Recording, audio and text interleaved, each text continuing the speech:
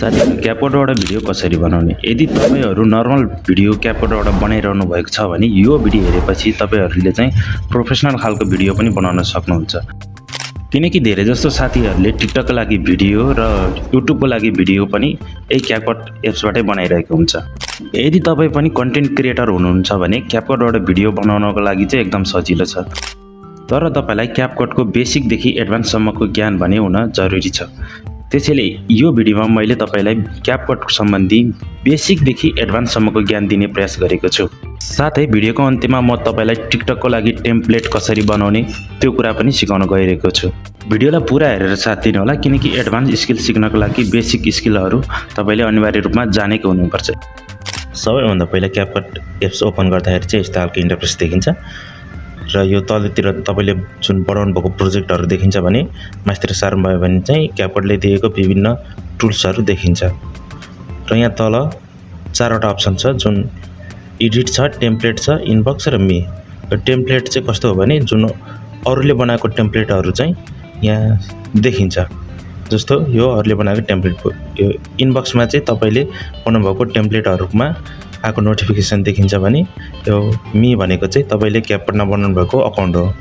अब भिडियो बनाउनको लागि भने यो न्यू प्रोजेक्ट लेखेकोमा क्लिक गर्ने र यहाँबाट कुनै पनि मन परेको ब्याकग्राउन्ड अथवा भिडियो चुज गर्ने जस्तो मलाई यो एउटा ग्रिड ब्याकग्राउन्ड मन पर्यो यो एड गर्छु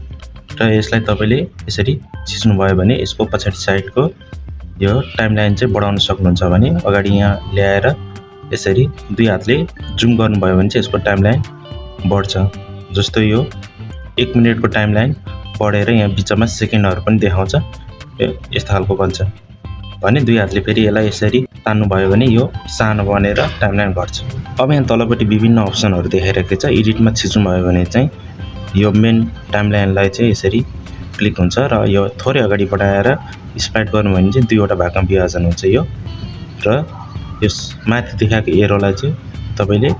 क्लिक गर्नु भयो भने यो फेरि काटेको चाहिँ अन्डु भइहाल्छ त्यसैगरी दोस्रो नम्बरमा छ यहाँ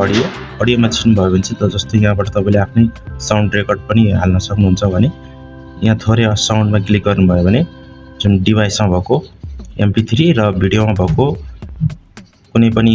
म्युजिकलाई चाहिँ एक्सट्र्याक्ट गरेर ल्याउन सक्नुहुन्छ अब त्यसैगरी अर्को चाहिँ यहाँ टेक्स्ट अब यो टेक्स्टमा चाहिँ तपाईले भिडियोको लागि चाहिने टेक्स्टहरु लिरिक्स भिडियोहरुको लागि एड गर्न सक्नुहुन्छ भने यहाँ एड ओभरलेबाट चाहिँ तपाईले अरु भिडियो तथा पिक्चरहरु एड गर्न सक्नुहुन्छ जस्तो म यो क्यापकटको लोगो एड गर्दै छु र यसलाई तपाईले सानो ठुलो बनाएर मिलाएर यताउता दायाँ बायाँ सेट गर्न सक्नुहुन्छ अब यो इफेक्टमा चाहिँ जुन तपाईले मेन भिडियोमा पनि इफेक्ट राख्न सक्नुहुन्छ त्यसैगरी यसको अब्जेक्ट अरु अब्जेक्टमा पनि इफेक्ट राख्न सक्नुहुन्छ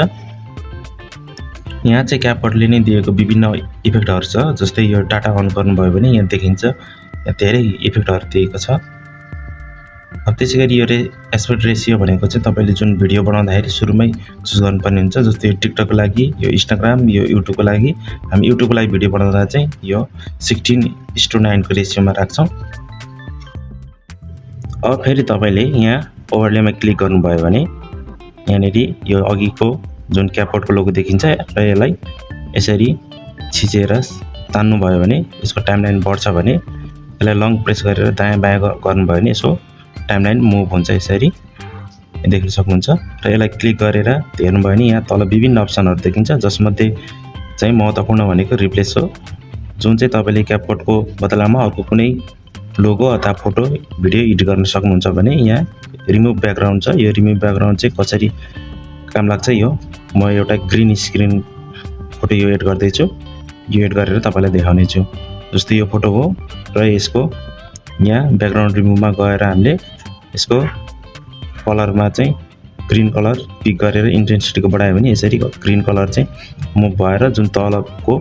लोगो यहाँ देखिएको छ अब एडभान्स एडिटिङको लागि भने मैले यहाँनेर एउटा यो ब्याकग्राउन्ड पहिला लिएको छु भने ओभरलेमा गएर मैले एउटा यो युट्युबको लोगो र यो मोबाइल ह्यान्डको PNG लिएको छु भने अब म यो मोबाइल ह्यान्डलाई क्लिक गरेर थोरै यता आउनु भयो भने यहाँ रिमुभ ब्याकग्राउन्ड भन्ने छ र क्रोमा कीमा गएर यहाँको तपाईले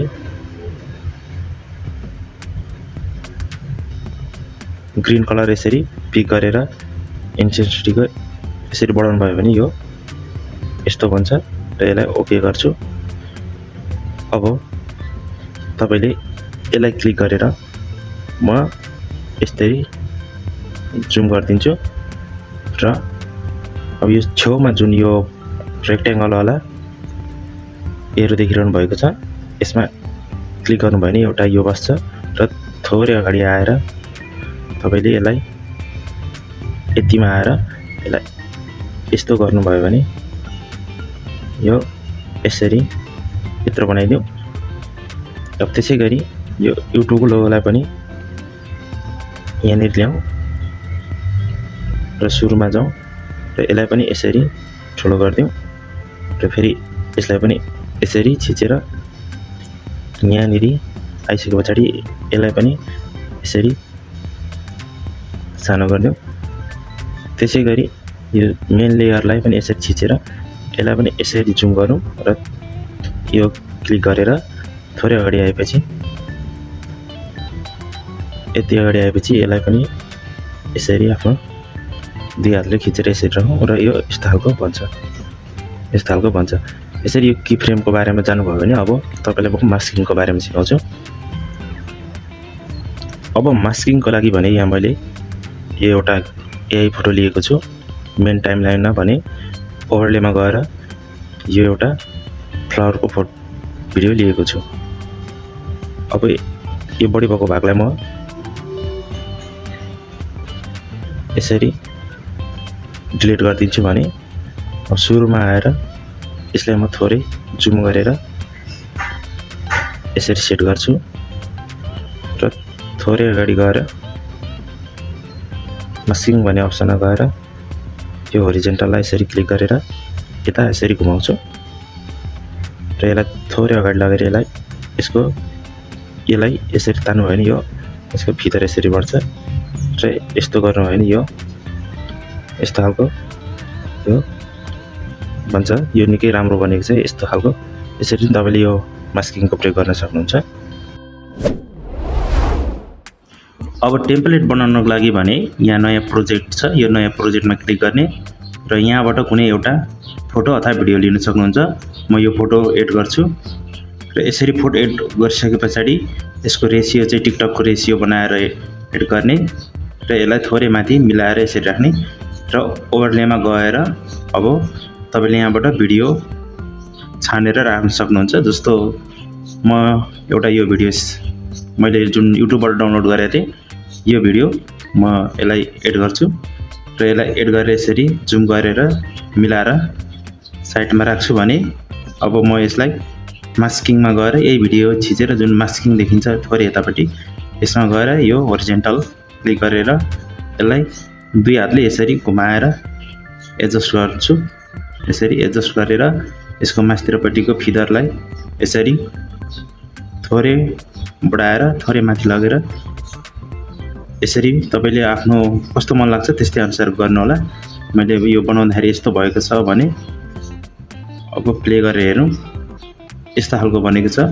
भने अब यो यसमा तपाईले अब मेन टाइमलाइनलाई छिचेर यसरी बढाउनुहोस्। यसको टाइमलाइन चाहिँ र सुरुमा आएर हेर्दाखेरि यो यस्तो बनेको छ भने अब यसको जुन बढी भएको भागलाई चाहिँ यसरी दुईटै बराबरी हुने गरी यसरी टिक लगाएर यो बढी भएको भागलाई कट लगाएर यसलाई डिलिट गर्नुहोस् र सुरुमा आएर प्ले गर्दाखेरि चाहिँ यो यस्तो खालको इफेक्ट बनेको छ। र यसमा अरु तपाईले ओभरलेहरु पनि एड गर्न सक्नुहुन्छ भने अब यसमा तपाईले आफ्नो इच्छा अनुसारको म्युजिक राखेर यो बनाउन सक्नुहुन्छ।